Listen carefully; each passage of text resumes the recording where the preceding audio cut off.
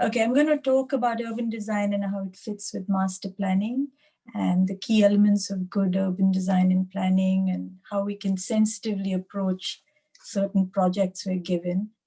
Now, one thing I want to explain is that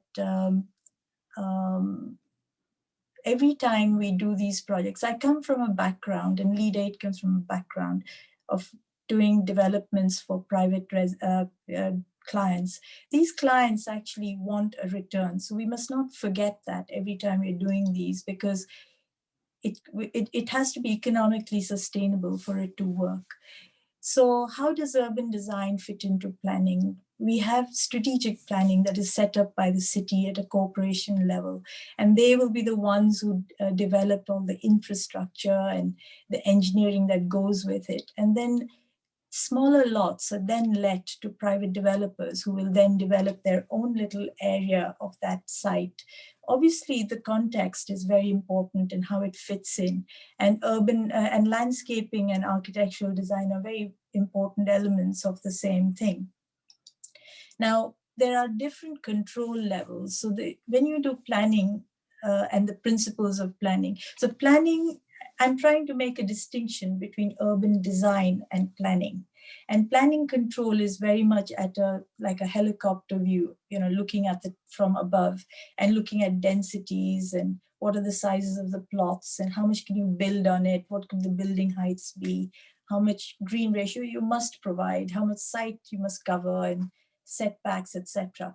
But then when you come to urban design, you take this framework that you've been given, and then in that framework, you develop more detailed levels of planning. And it's not just about the framework and this where the roads go and where the green area goes, but also what sort of thermal comfort can these planning frameworks provide? How do you create visual corridors so you can provide identity?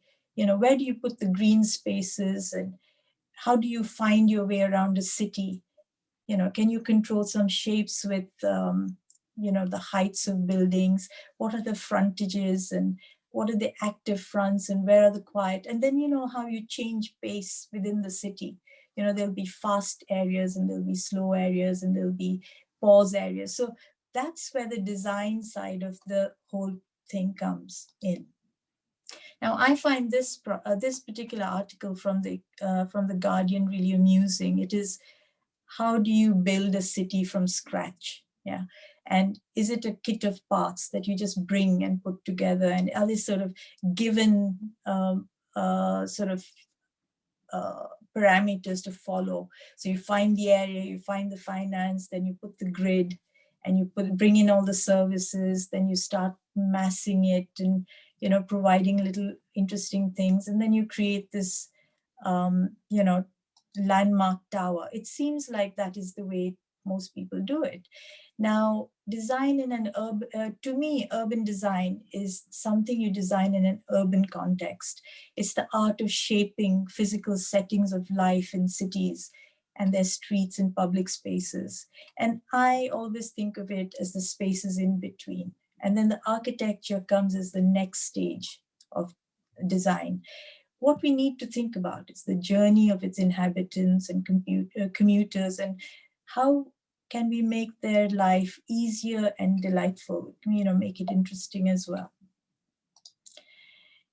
This is a sort of a project at the district level, where you've zoned it, you've decided what goes where, you've developed with the developer, they do their own economics and work out what return they need and how much they need to put of each type of typology on the site.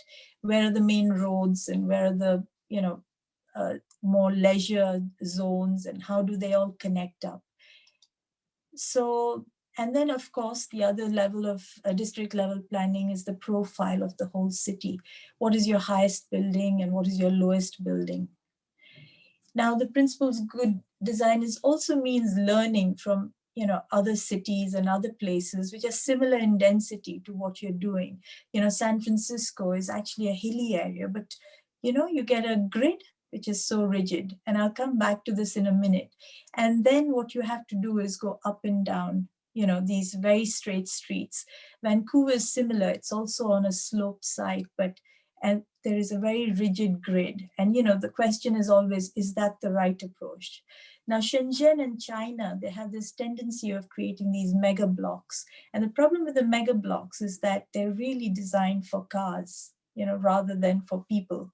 And that, in a way, is one of the challenges of a lot of big new cities that are being developed.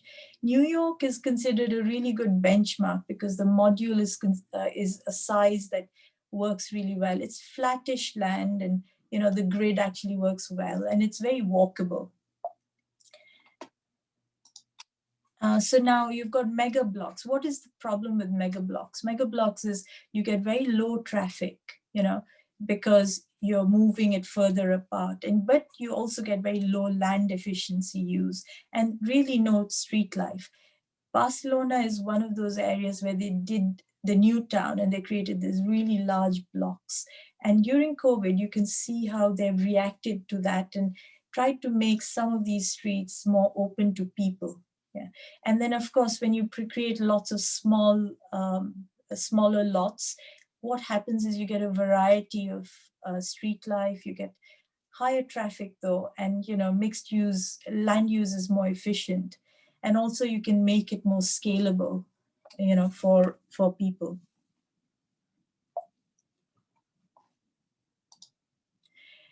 So when we look at plots, we look at where are the valuable edges of each plot. Is it and which type of lot works best along that unit? So you see the two. If I start with the diagram on the left, the double arrow implies traffic, and the big commercial blocks go there, and then the green one is more pedestrian and quieter and cooler and smaller units. So how can we use these blocks and these modules to give us a really nice texture to the city? There's another thing that is worth remembering is, like, in a lot of this part of the world, what happens is after you do a big town plan, the main roads are handed to the local authority and they take care of these. But what happens in the future, you don't have any flexibility. It is basically those lots that you've set out, that the developers set out, that is what they're stuck with. So we had a client who about 20 years ago took this piece of land and divided it up for shop lots. Now what happened was, over time things changed and they wanted to pull all those lots back together into one site. But the local authority required them to buy all those in-between roads at today's price. So that didn't work really well. So these days what we say to our client is, show the plans, the big roads that are actually the right size for traffic, and keep the big lots and divide them up later. That is what the last diagram is implying on this one. Now, the next question is, how can we make humans and human experience central to our urban design? And it's not just about the scale in terms of how big is the street, but it's also the experiences that you provide. They need to be human-centric to make it exciting and interesting. So what contributes to good urban design? Having a good scale and context. Context is so important because what you do in New York will be very different to what you do in the suburbs of one of the Asian cities, yeah, or what you might do in Jakarta or in Kuala Lumpur or Mumbai. Very, very different from what you would do in a smaller town in any part of the world. Of course, creative concepts and character are very important because that's what will make that development unique and give it a simple delight that people will appreciate and want to live in. Of course, connections, public realm, and placemaking all contribute to these two. And then what is really important in urban design and town planning and master planning is actually what are your neighbors doing? Do you fit into that whole setting, or are you creating something that doesn't work? with its neighbors. So collaboration, integration, and integrating into the big framework of the district as well is just as important. Now, what are the parameters? What are the tools we have to use? Overlapping complementary zones, networks of street spaces and setbacks. Today, I'm going to spend quite a lot of time on this because I think that really is what relates to people and humans. You know, clustering skylines is also one of the tools that we use to create the sense of the space and create a character to it. Density, massing, and interface is another important element for the human scale, because the denser you go, the more people you have, the more vibrancy you can get. But at the same time, you know, we create heat islands, you know, so let's think of how we do this. And then the interfaces are important. Can we create something that feels, you know, that isn't just roads and buildings and pavements, but a little bit more? Can we create a pocket garden in a place? Can we make the edge so that it's something that people will want to stay at? Now, security comes into this in a big way as well. Placemaking has a few elements that are important. Legibility and identity, you know, who tells you that this is the path for the cars, and this is a path for people? And, you know, how do we come to the center of something? How do we find our way around a city or a town? And that is what legibility and identity means, you know. And of course, what makes this development unique.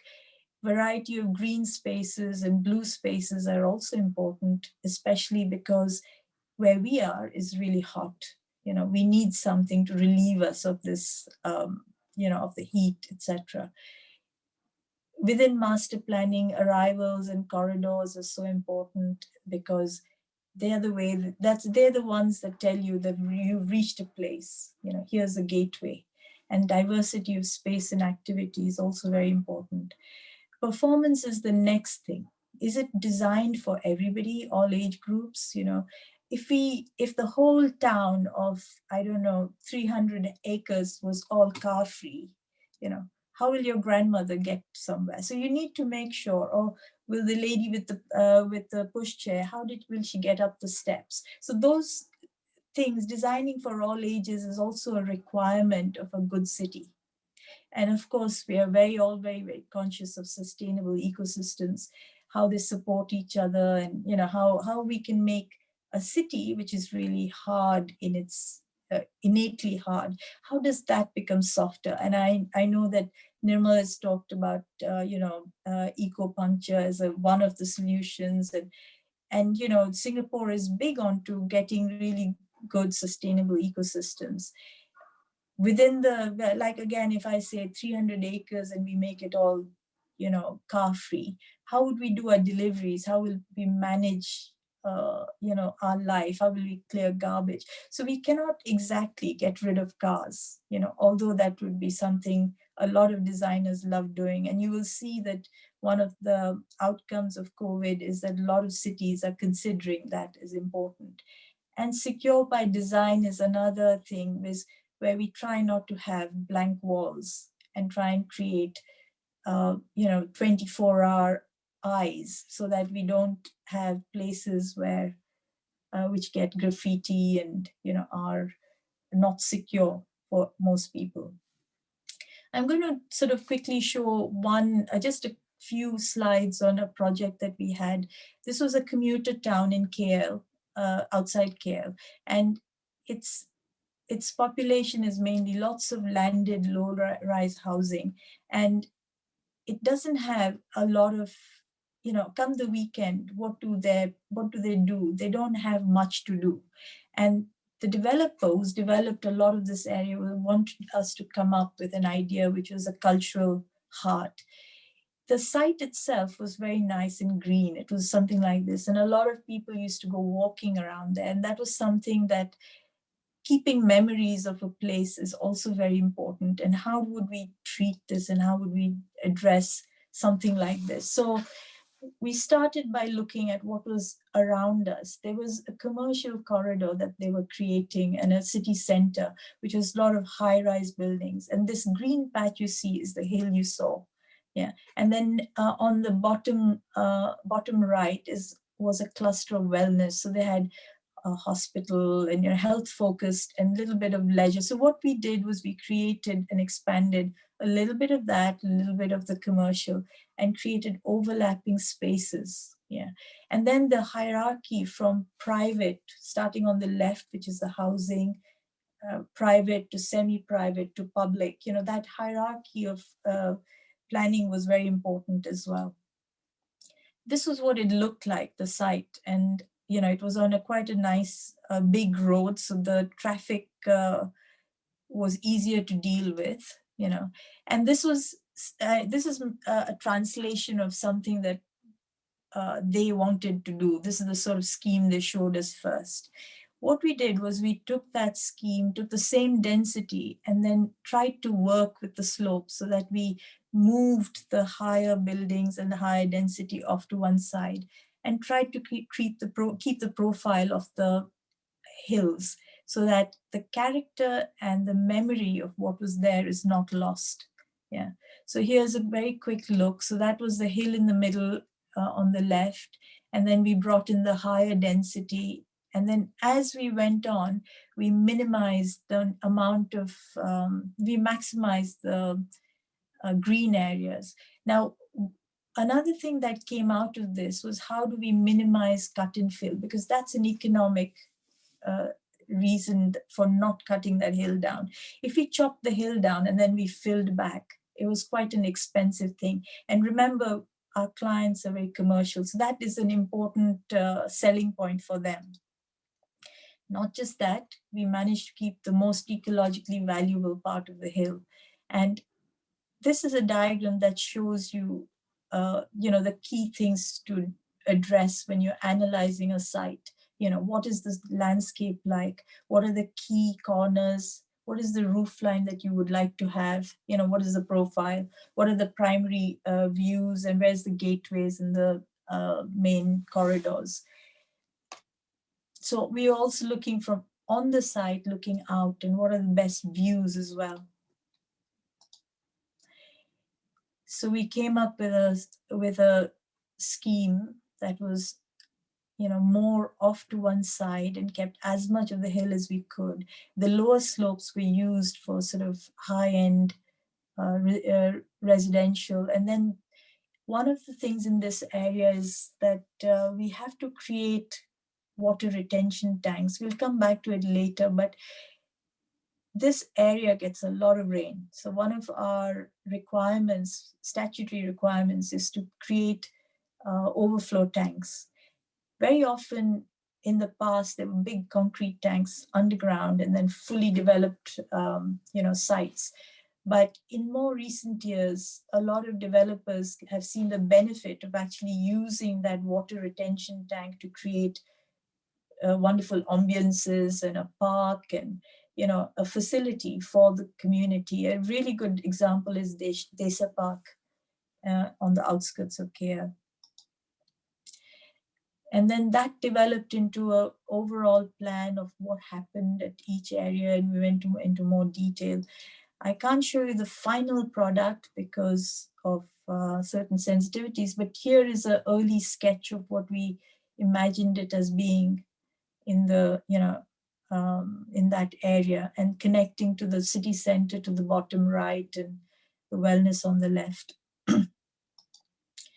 This is another project where orientation and planning was extremely important. And the nice thing about this site is it's a very big site. It is 1,600 acres of land, and of which 350 were commercial and city center type of development. It's in an area where around it there are cities and all that, but developments, but they're quite clustered and not quite sort of fragmented and not very don't have a great character. So what we were looking at is leveraging the site reference over here. On the north was a forest, and on the south was a wetland.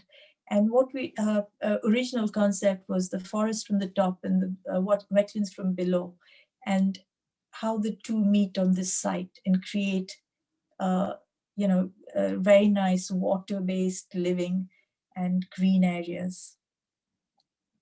So the view on the sketch on the left is about key views that they had, the primary views, the most valuable areas for something like residential, but high-end residential.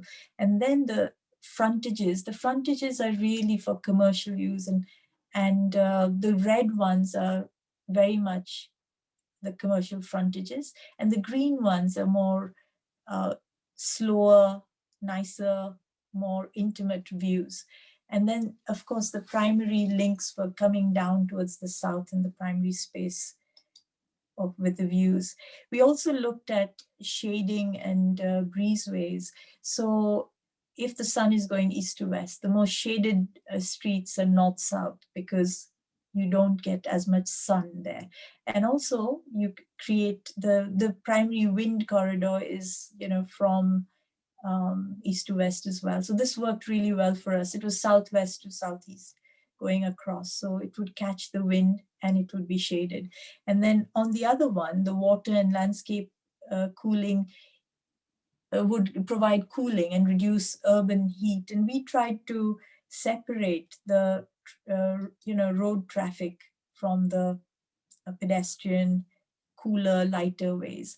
Now, this is actually a diagram of, there are a lot of softwares that will analyze a city. In case you were doing something within the city and you have to examine what do you do with your road system, you need to look at where the connectivity is, because again, that is such an important element of us people within the city.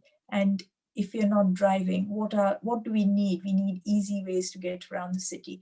So on the left is a sort of an analysis by one of these softwares in London, looking at where the connections were missing.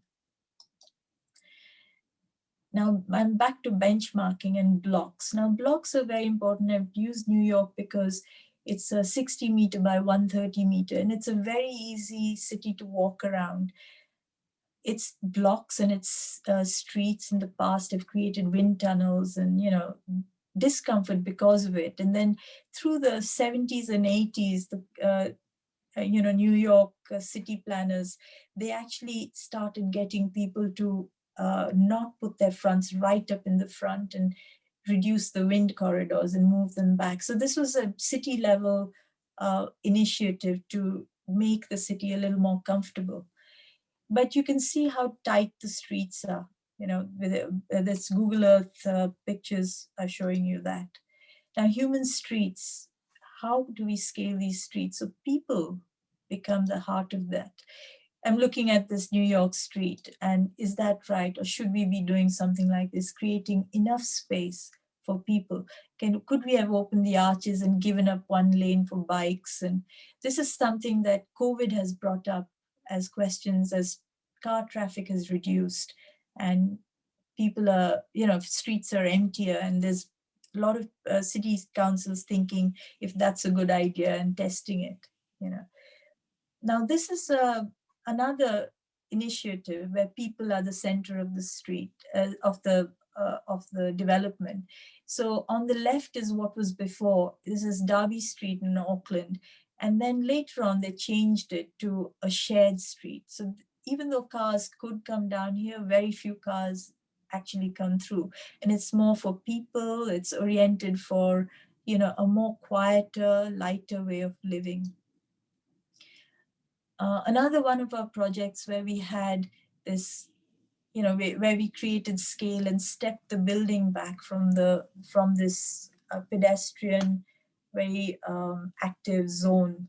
And we imagined, restaurants and all along it. And the inspiration was this image on the right, which is, I think it's Chengdu. I'm not very sure where it is, but it's one of the characterful Chinese towns. Another one is this in Jaisalmer. It's a very, very narrow street. It is very pedestrian, and it sort of closes up as you go further up, but it's in the desert in India. And these streets are oriented, so most of the time the street level is really shaded and quiet. Of course, human streets, what else do we need to make sure we've done is everything is within a certain distance. And, what is a walking distance in a straight line? It's about 200 meters, 400 meters, and 800 meters for 10 minutes. Now, of course, in our climate, these are on the optimistic side, but still, about this much is what we normally plan for. And what we want to do is make sure within that walking distance, we will be able to, cover most services provided. It's something that's called a 15-minute city. A 15-minute city means that within 15 minutes of where you live, you can find most things you need for urban living. Now, of course, the connectivity and the urban grain is important. We've already looked at, street scales, etc. And the more, we can actually create links through and past, we have more people, more activity. So bigger blocks, another reason for bigger blocks is, not to be the final solution. We also can play with the scale on how many, how big is the car, who's going where. You have the faster speed areas and you have the low speed, more pedestrian spaces as well that you can play with. How do you introduce sort of interesting walkways? And this is in one of our projects where we have actually introduced a walkway along a waterfront. It's a little stream. It is actually connecting two bodies, and you can walk the whole length of this project, without going along roads. And then the shaded streets I've already mentioned, using buildings and the heights of buildings to create this shaded spaces. Using trees and landscape as another way of creating comfort and making it more human. And then, introducing parks and plazas, which act as meeting points and, create some really interesting neighborhoods and, create delight, as we say. And then, there's a more, this is a linear park and it's a more urban living space. If you look on the bottom and the left, it's more suburban where landed properties are, located. And then creating a park as a meeting point is another good one. I think you had a really good presentation last week talking about landscape and how it contributes to city life. And this is where it really plugs in. Of course, the scale of these are very small compared to what Human-centric does.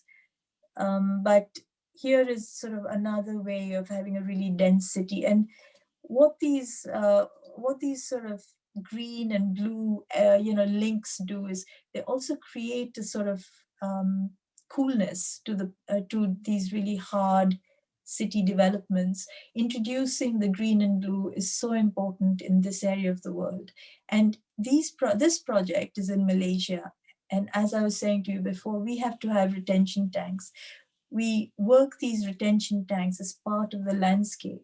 And that makes it really quite, creates an element of interest, but at the same time has a very basic fundamental function. Now, other modes of transport that have been, affecting density. I'm going to take Jakarta as an example. This is not a section of Jakarta, it's just illustrative, but what has happened is in Jakarta, as the MRT has come in, all the sites plot ratios have gone up. So they're way more dense than they were already dense, but it's become even more dense. The MRT now, what it does is it doesn't allow you a lot of parking. Its new rule is if you get the transport-oriented development status, then they ask you to reduce how many car parks you have. And that is their way of trying to move more people onto public transport. Jakarta's problem is not the population it has, but it's all the commuters that come in. They're the ones that determine that create the that actually clog up the city. And up to now it's always been cars and two-wheelers, etc., and the city's tried so many different ways to control it. With the MRT, as it gets more popular, hopefully the car use will go down and the city will become a little less congested. Of course, can't be completely eliminated because it's a matter of habit as well. So therefore, this Marco Kusuma Vijaya that I'm quoting here, he talks about the city is no longer about managing places, but it's about managing flows. Especially with a place like Jakarta. The density has its advantages and disadvantages. If something is really dense, then you have your 15-minute city working. But at the same time, you're creating a really hot place, hot and hard. So again, you need mitigating strategies. How do you bring greenery into these, and how do you bring shading, and how can you minimize heat gain in these places? Of course, green roofs are something that a lot of cities are now promoting. I've sort of done a little list over here and saying, what are the things that make a city sustainable? We have this thing where in the world the cities are growing and small towns and villages are emptying, and you're just getting massive mega cities. Some of them are growing completely unchecked. Some places where actually there is some amount of control, we are having developers are being forced to give a percentage of their site to green areas, and or replace green areas like in Singapore. And a portion of this has to be Mother Earth, what is called Mother Earth. It's basically to recharge the groundwater. One of our biggest challenges in the coming century is going to be water, and how our water tables are being depleted. And cities are famously bad at doing it because the water runs off and the hard areas don't allow it to sink. Of course, the overflow tank and retention tanks I mentioned, if they're on the surface, they have a cooling effect on the surroundings. So they are also something in the past were in big concrete tanks under the ground, but now are being brought out and are being used as part of the landscape. Then, density and walkability, of course, has its advantages. And then how do we deal with these heat islands, and can we get orientation and make it more efficient, shaded streets, pockets of green? These are all things that are human oriented and not car oriented. If we cannot get rid of cars, but we can try and find ways to live alongside them. This is an example of one of in Bangkok, the Chulalongkorn Centenary Park. And this park is in Bangkok, is 3.3 square meters per person of green area. Whereas in Singapore is 67 square meters. So it's really hard, very, actually gets flooded so often. And for that reason, these are the sort of experiments that we need more of happening. And just to explain what it is, it's actually a park with a big retention tank underneath the, middle part of it. And there's grass which sort of collects it and drains it down. But then the land actually tilts. So when it's flooding, when the city is flooding, a lot of the water runs into this square and is retained on the surface as well. It's beautifully landscaped, and it's really a very nice green lung within that city. Now, we talk about COVID in cities, and it's crystal ball gazing, like any of us can just take a guess at it.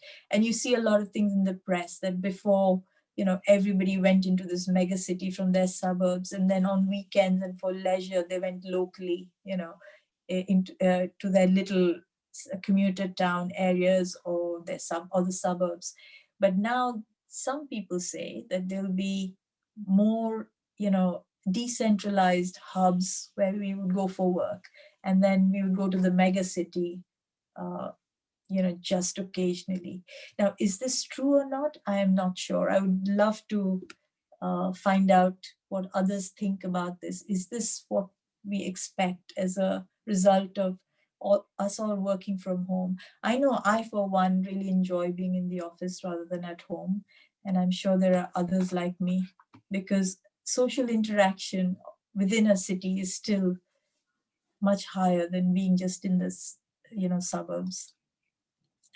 One of the one of my sources of a lot of information that I love reading is the Guardian, cities section, and this particular section deals with all sorts of topics that are current and are on discussion, etc. And one of these is I would like to highlight is how Lisbon has turned its tourist flats into homes. It's taken this opportunity to convert a lot of flats in central Lisbon into places, affordable places for their core workers and people. And then I was talking about Barcelona, where the new city was designed not for for people, and now a lot of that is coming out. It's actually flushed this weakness out, and Barcelona is trying to deal with it by democratizing their public spaces, creating little spaces for a slower life, in it. I'm going to sort of end by suggesting, if any of you can, to go and to see this Human Scale by Jan Gehl.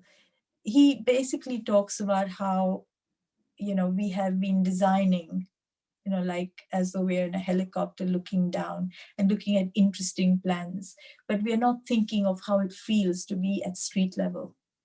And this is something that he is quite a big promoter of and an advocate.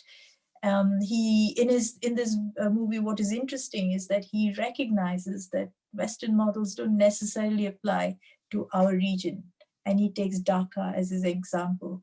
I think it's worth a look if you can get access to it, but that's one of the things that would be useful.